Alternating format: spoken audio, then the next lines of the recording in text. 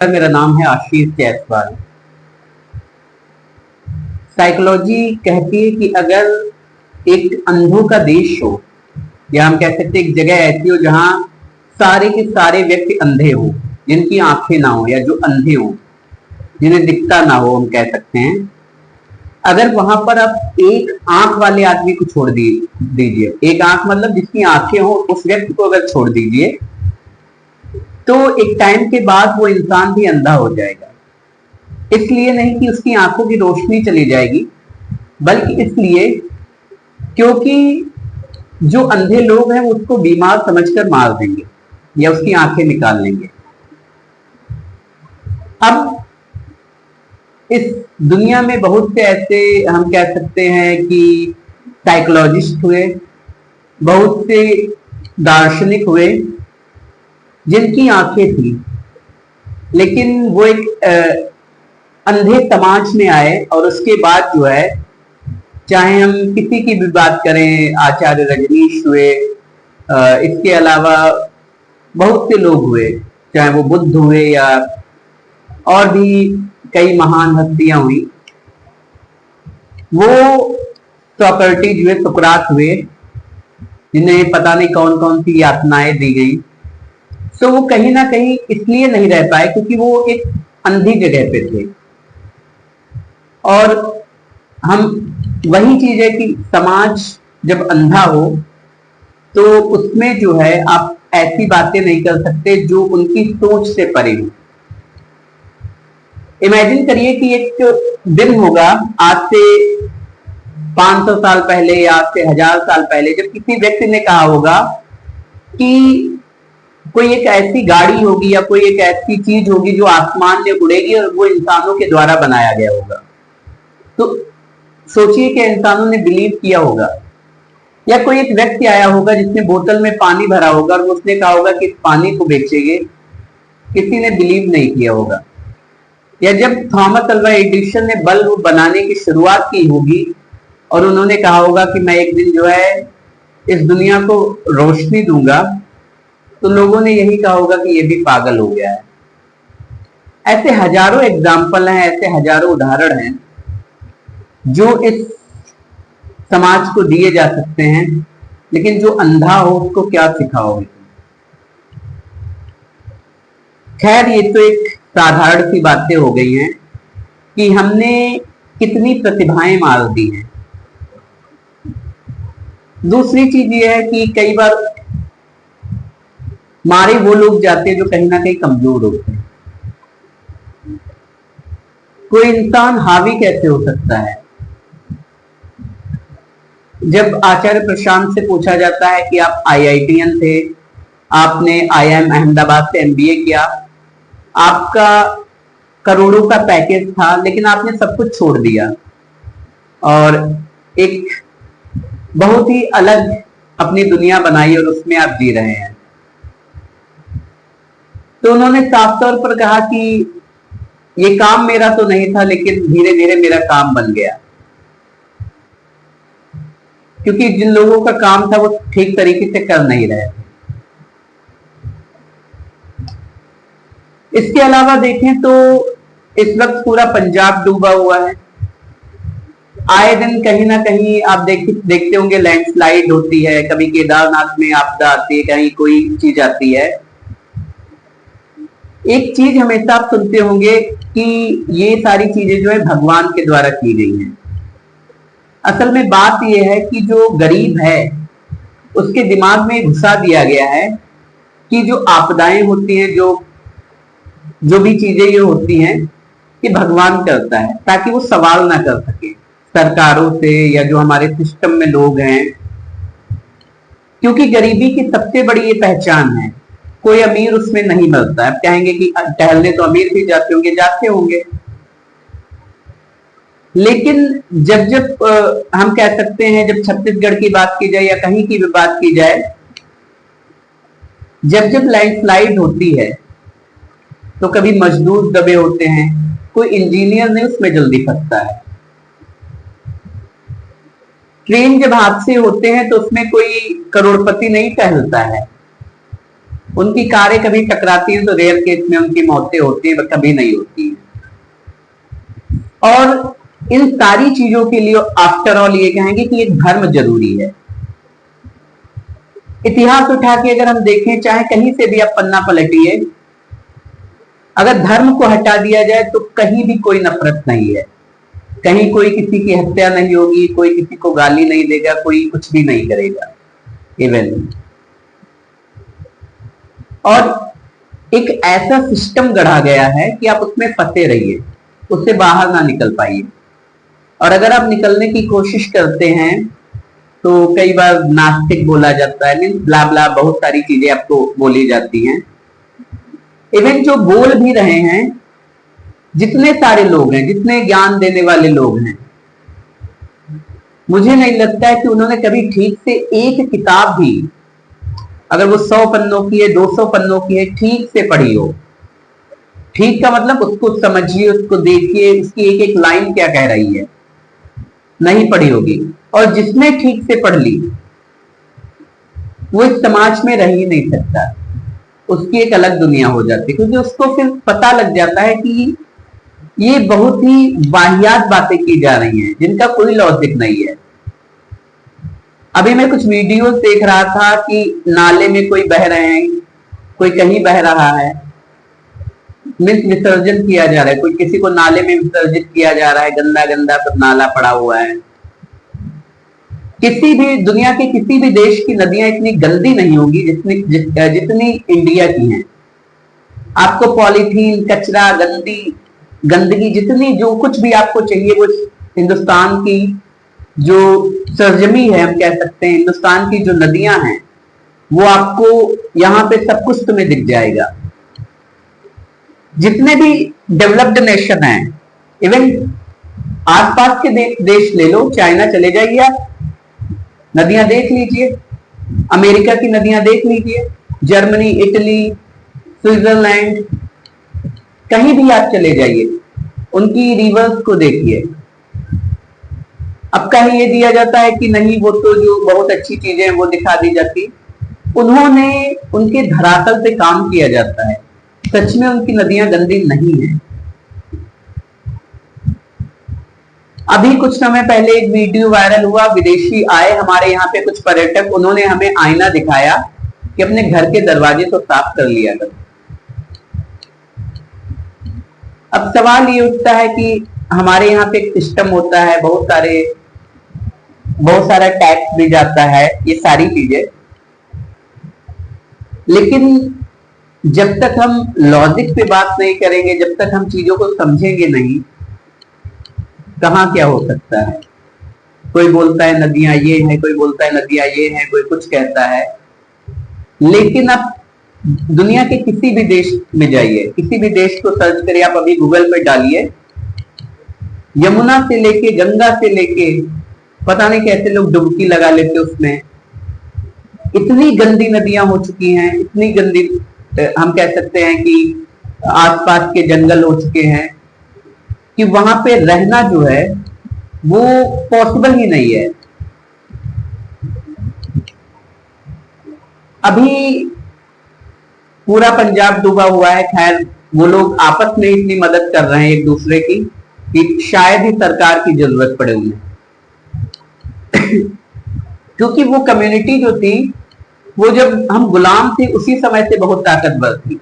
जब हम पर आक्रमण होते थे तो हमसे ये कहा जाता था कि कहीं पूजा करो, कहीं तबले बजाओ, कहीं कुछ करो, ये लोग भाग जाएंगे। तब भी उन्होंने बताया कि तलवारें उठाओ, तब काम चलेगा।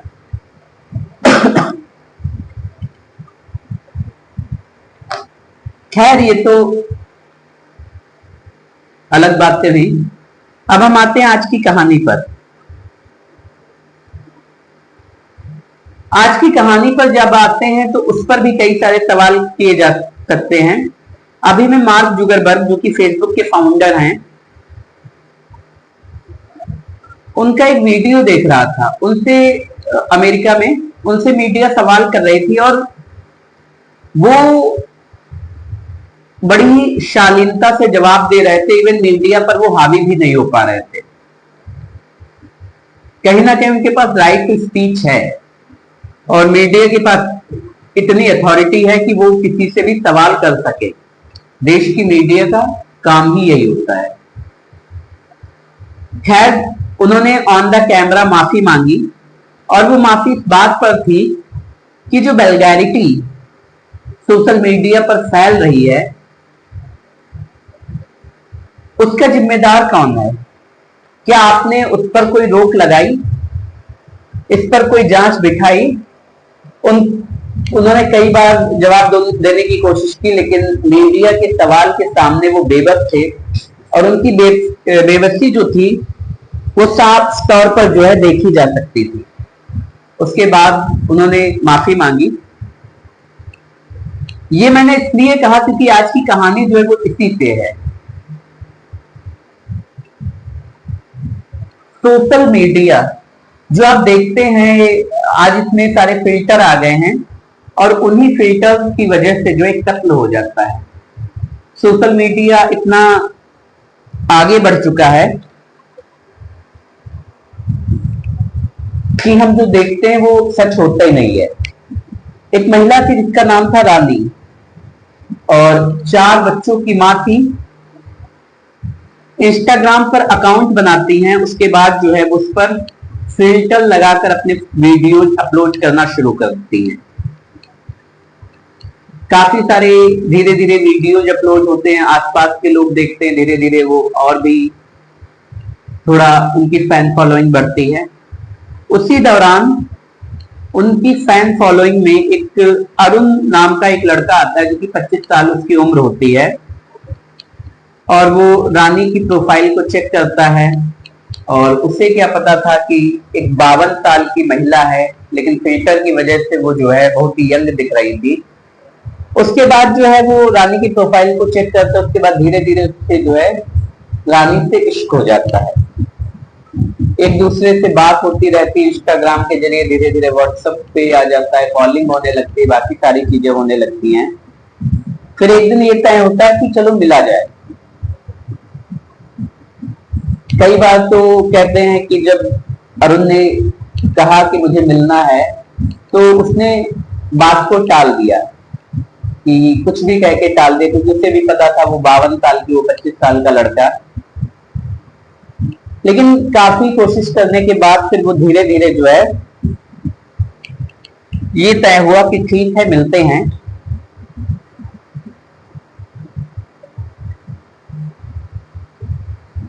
अब जो है एक दिन तय हुआ कि ठीक हम आते हैं। उसके बाद अरुण जो है वो यूपी से ही था।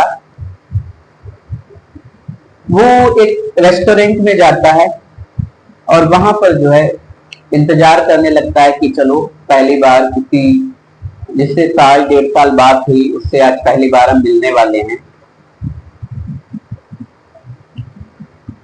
अरुण बैठा होता है रेस्टोरेंट में और तभी एक 50 साल से ऊपर एक महिला आती है और उसके पास में ही बैठ जाती है। अरुण उसको देखकर थोड़ा सा घबराता है और कहता है कि ये सीट जो है वो रिजर्व है। लेकिन फिर रानी जो है वो बताती है, मैं रानी।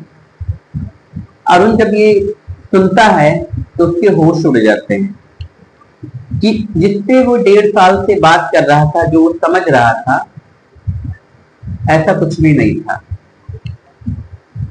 भारी मन से वो विदा देता क्योंकि उसके साथ तो धोखा हो ही चुका था। दोनों चले जाते, लेकिन उसके बाद भी जो है रानी और अरुण की बात जो है होती रहती है। अब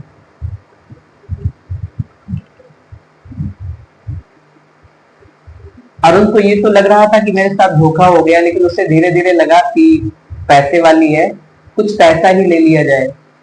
अब धोखा तो हो ही गया है कि हमने सोचा 20-22 साल की है, 52 साल की वो तो निकली। इसके बाद जो है इनकी जब भी उसको कुछ जरूरत पड़ती थी वो उससे कहता था और वो पैसे भेजती रहती थी। फिर धीरे धीरे जब काफी पैसा अरुण ने ले लिया, उसके बाद रानी जो है वो अरुण पर शादी करने का दबाव बनाने लगती है। कई बार तो झगड़े होते हैं, बाकी चीजें होती हैं, लेकिन अब बात ये थी कि 52 साल की महिला उससे शादी वो करे भी क्यों।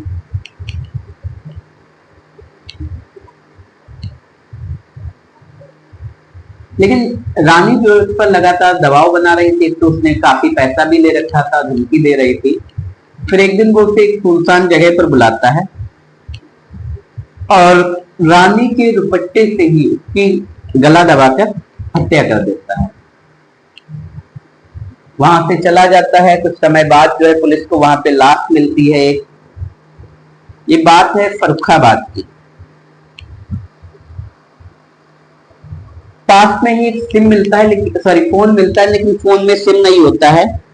उसके बाद पुलिस जो है लाश को पोस्टमार्टम के लिए भेजती है, फोन को अपने साथ ले जाती है। रानी का किसी तरीके से नंबर पता किया जाता है, क्या नंबर था। फिर उस नंबर के जरिए जो है CDR डिटेल निकाली जाती है। CDR डिटेल निकाल कर ये पता किया जाता है कि सबसे ज्यादा बात किससे हुई। फिर वो सारा उस नंबर को पता किया जाता है कहाँ का किसका। उसके बाद पता लगता है कि वो नंबर जो है वो अरुण का है। और फिर अरुण अपनी कहानी सुनाता है और वो बताता है कि मेरे साथ जो है फिल्टर धोखा हुआ है। ये तो रही एक कहानी। आज कुछ लंबा सेशन, या हम कह सकते हैं एक लंबी कहानी हो गई। इसके बाद अभी हाल ही में जो है एक सोशल मीडिया पर ही खबर आई, जो कि इंस्टाग्राम से ही थी। ये खबर यूपी के हरदोई से है और इंस्टाग्राम पे ये देखा होगा आपने कि 7 साल बाद एक पति जो गायब था अभी तक, 7 साल बाद वो किसी दूसरी महिला के साथ एक रील में जो है मुस्कुराता हुआ नजर आया, जिसके परिवार ने ये सोचा कि वो खत्म हो गया, जिसकी वाइफ ने ये सोचा कि वो खत्म हो गया। और काफी पुलिस ने खोजबीन करने के बाद जो है उस केस को बंद कर दिया। लेकिन फिर एक दिन जो है वो इंस्टाग्राम पर नजर आता है।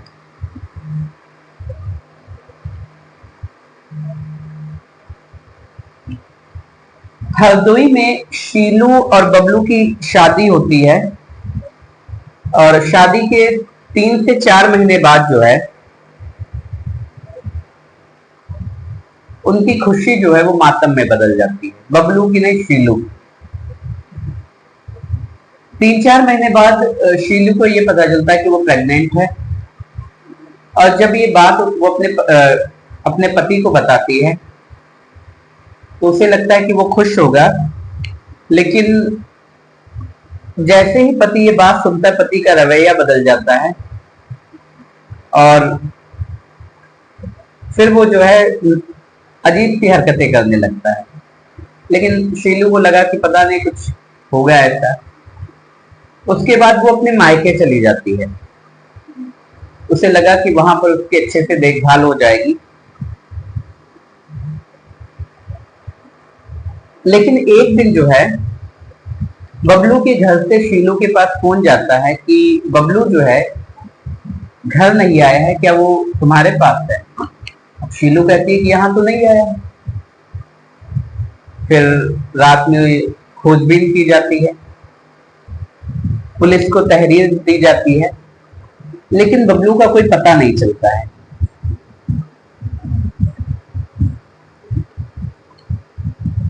अब सवाल ये था कि एक ऐसा समय जब एक वाइफ प्रेग्नेंट, उसको पति का साथ चाहिए था, लेकिन पता चलता है कि बबलू घर आया ही नहीं है।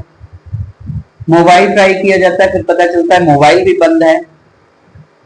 ये सारी चीजें होती है, पुलिस को तहरीर दी जाती है गुमशुदगी की। लेकिन कुछ समय बाद जो है बबलू की फैमिली शीलू और उसके परिवार वालों पर जो है एक मुकदमा लिखवाती है कि इन्हीं लोगों ने जो है बबलू की हत्या कर दी है और ये इल्जाम उन पर लगाया जाता है। अब एक तो वो प्रेग्नेंट, उससे पति का साथ नहीं, ऊपर से एक इल्जाम ये लगाया गया कि उन्होंने जो है बबलू की हत्या कर दी। पुलिस जांच करती है, लेकिन बाद में पता चलता है कि अ, उन घर वालों शीनू के घर वालों का कोई रोल ही नहीं है, क्योंकि जिस जिस एंगल से पुलिस ने जांच की सारे फेल रहे।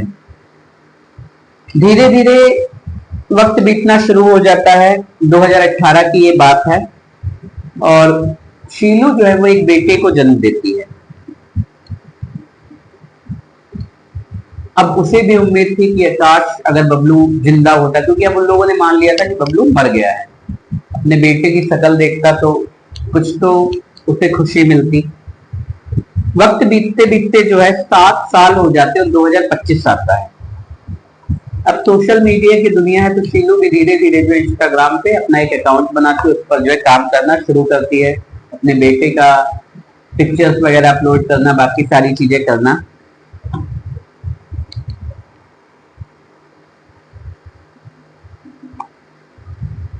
अब कभी वो रील बनाती थी, कभी रील स्क्रॉल करती थी कि कोई इस वक्त ट्रेंडिंग में कौन सी चल रही है, उस पर ही रील बनानी है।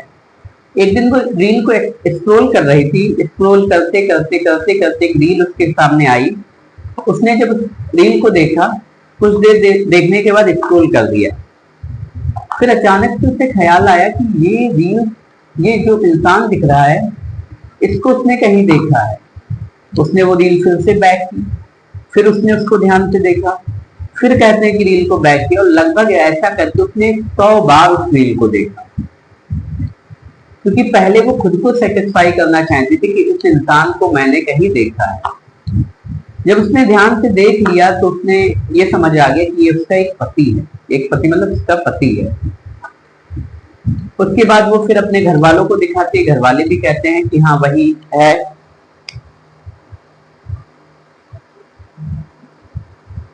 फिर जो है वो अपने घर से निकलती है और अपने ससुराल पहुंच जाती है, मतलब बबलू के घर जाती है, बबलू के घर वालों को दिखाती है। वो लोग देखते हैं, वो लोग भी कहते हैं हाँ है तो ये बबलू ही। उसके बाद आप गांव के जो आसपास के लोग, बबलू के दोस्त वगैरह थे, उनको दिखाती, वो लोग भी कहते हैं यही है। अब वो बबलू के घर वालों को दिखाने के बाद, आसपास के लोगों को दिखाने के बाद वो रील लेकर जो है पुलिस थाने जाती है। पुलिस वालों ने अब उस रील के बारे में पता करना शुरू किया, तो जांच करते करते कहां से अपलोड की गई है, मतलब क्या ये किसी दूसरे के अकाउंट पे या फिर उसी के अकाउंट पे है। तो पता चला कि उसी के अकाउंट पे है और ये रील जो है लुधियाना से अपलोड की गई है। पुलिस की एक टीम बनाई जाती है हरदोई से, और हरदोई से वो जो है लुधियाना पहुंचती है। लुधियाना के एक घर में पहुंचती है और घर का दरवाजा खटखटाती है, तो एक महिला दरवाजा खोलती है। उससे पुलिस पूछती है कि ये बबलू का घर है। पुलिस देखती है कि बबलू अंदर ही बैठा हुआ है। फिर उस महिला से पूछा जाता है ये कौन है, तो वो बताती है कि ये मेरा पति है। लेकिन फिर पता चलता है कि बबलू जो है दोहरी जिंदगी जी रहा था। वो ऐसे कि जब उसकी पहली वाइफ प्रेग्नेंट थी तो वो वहां से छोड़ देता है और वहां से चला जाता है, इधर उधर थोड़े दिन भटकता रहता है। फिर वो जो है लुधियाना चला जाता है। लुधियाना में एक कपड़ा फैक्ट्री में काम करने लगता है। कपड़ा फैक्ट्री में काम करने के बाद जो है धीरे धीरे उसकी मुलाकात एक महिला से होती है और उसी महिला से वो वहां शादी कर लेता है और फिर उसके साथ जो है आराम से जीवन जी रहा था। वो शीनू के बारे में भूल चुका था। शायद ये रील ना बनी होती तो वो आराम से अपनी जिंदगी पूरी जी लेता। उसके बाद पुलिस जो है वो बबलू को उठाती है, वहां से हरदोई लेके आती है। बबलू बताता है कि वो अपनी पत्नी से खुश नहीं था और इसलिए जब उसे ये पता चला तो उसने घर छोड़ दिया और घर छोड़ के कई दिनों तक वो इधर उधर भटकता रहा। उसके बाद जो है फिर वो लुधियाना पहुंचा। लुधियाना में कपड़ा फैक्ट्री में काम किया। फिर जो है वहीं धीरे धीरे सेटल हो गया। पुलिस ने धोखाधड़ी और हिंदू मैरिज एक्ट के तहत जो है कार्रवाई की है उन पर। अभी केस जो है कोर्ट में है, क्या होता है आगे। फिर ये पूछा गया कि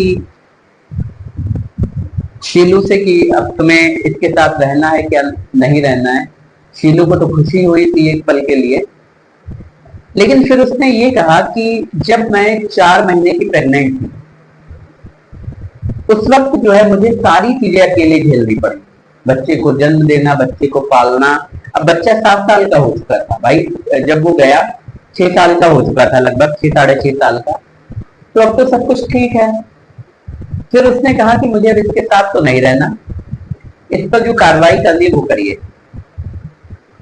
अब सवाल ये है कि जब वो छूट कर आएगा तो जो दूसरी पत्नी थी जिसके साथ अभी तक वो लुधियाना में रह रहा था, क्या वो उसे एक्सेप्ट कर पाएगी? मुझे लगता है कि नहीं। खैर आगे जो होगा वो होगा। लेकिन सोशल मीडिया का एक दोहरा पहलू ये भी है कि जो आप देख रहे हैं वो सच नहीं है।